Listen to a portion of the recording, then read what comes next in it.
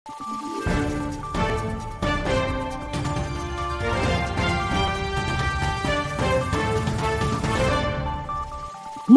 araw, Pilipinas! Ito ang Valiente News, hatid sa inyo ng Office of the Vice President.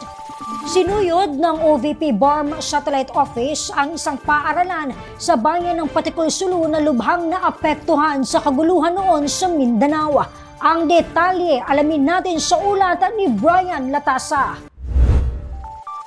Sinuyod ng Office of the Vice President Bangsamoro Autonomous Region in Muslim Mindanao o BARM Satellite Office ang mga paaralan sa bayan ng Patikul sa probinsya ng Sulu upang mamahagi ng pagbabagubag sa mga kabataang Mindanaoan.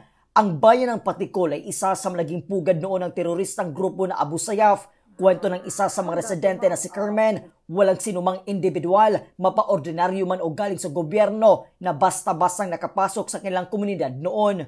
Mga barilan, putukan, mga kaguluhan na walang katapusan. Mahirap talaga noon. Karanas kami sobra, pati yung naghanap buhay, sobra talagang naranasan namin ngayon.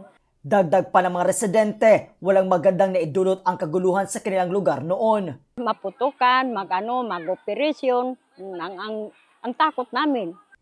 Nakalipas ang ilang dekada, ito na ang bayan ng Patikul, Sulu, mapayapa, masaya, at malaya sa takot na namumuhay ang mga residente.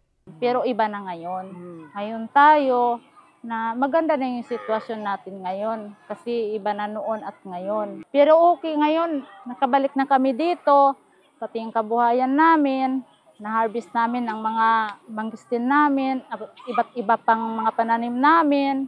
Tapos yung mga anak namin, dito na sila nag-aaral, hindi na kami pa kung saan-saan pa umalayo ang maari namin pag-aralan sa kanila. Mula po dito sa bayan ng Patikul, Isla ng Sulu, ako po si Brian Latasa, ang lahat para sa Diyos, bayan at pamilyang Pilipino. Valiente News. Yan at marami pang mga balita dito lamang sa Valiente News.